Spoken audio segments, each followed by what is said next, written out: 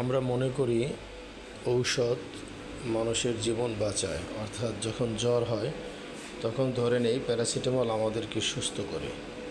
কিন্তু আমাদের এই বোঝার ভিতরে অনেক সময় ভুল থাকে, অর্থাৎ আমাদের একিনের ঘাটতি থাকে। তো আমরা যা বিজ্ঞান দেখি বা বিশেষ বিশেষ যে আবিষ্কার দেখি, এ সবগুলোই আল্লাহর জ্ঞান থেকে সামান্য সামান্য পরিমাণ জ্ঞান আল্লাহ মানুষকে দিয়েছেন। আর সেই জ্ঞানের জন্য আমরা কতটা অহংকারী হয়ে যাই। এই সমস্ত সব জড়বস্তুর কোনো ক্ষমতা নেই মানুষকে সুস্থ রাখার। এই মেডিসিনেরও কোনো আলাদা কোনো ক্ষমতা নেই। যদি আল্লাহর হুকুম আসে তখন এই মেডিসিন রোগের বিরুদ্ধে কাজ করে। এবং আমরা যা দেখি বিজ্ঞানে, গবেষণাগারে যা কিছু আছে, সমস্ত জড় পদার্থ আমরা যা নাও দেখি, তাও কিন্তু আল্লাহর এক জিকিরে ব্যস্ত। তারপরও আল্লাহ তাআলা কতটা দয়ালু, করুণ, কারণ আমরা কতটা নাফরমানি কাজ করে থাকি।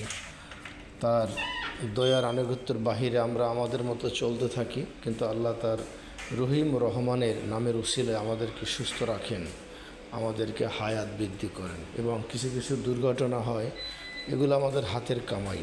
সুতরাং চলার পথে সহজ সরল পথ অবলম্বন করতে হবে, আল্লাহকে রাজি খুশি করতে হবে। আল্লাহ যে পথে খুশি সেই পথ যেন আল্লাহ আমাদেরকে দেয়, এবং শয়তানের ওয়াসওয়াসা থেকে যেন আমাদেরকে সবাইকে হেফাজত করে।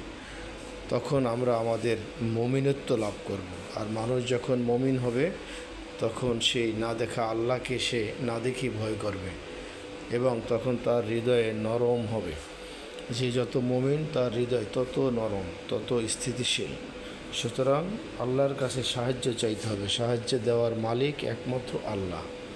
আর আমরা যা দুচোখে দেখি এগুলো সব আপেক্ষিক, কোনোটার আদর্শভাবে কোনো শক্তি নেই কাউকে সুস্থ রাখার। আমরা যা চাইব শুধু আল্লাহর কাছেই চাইব, আল্লাহর কাছেই দয়া চাইব, আল্লাহর রহমতের দিকে তাকিয়ে থাকব। অর্থাৎ তার রহমত ছাড়া কোনো মানুষ কখনোই বেহেশত লাভ করতে পারবে না। তাই আমাদের উচিত এক আল্লাহর প্রতি আনুগত্য স্বীকার করা এবং তাওহীদে অর্থাৎ একাত্মবাদে বিশ্বাস করা। আর একাত্মবাদ যখন বিশ্বাস করবে তখন একটা মুমিন তার আমল পোক্ত হবে বা শক্ত হবে। সুতরাং প্রত্যেকটা কাজ শুরু করার আগে অবশ্যই বিসমিল্লাহ আল্লাহর নাম নিয়ে শুরু করা উচিত। তখন ওই কাজের ভিতরে অনেক বরকত থাকবে। আল্লাহ আমাদেরকে সবাইকে সুস্থ ধারা এবং সঠিক পথে চলার তৌফিক দান করুন। আমিন।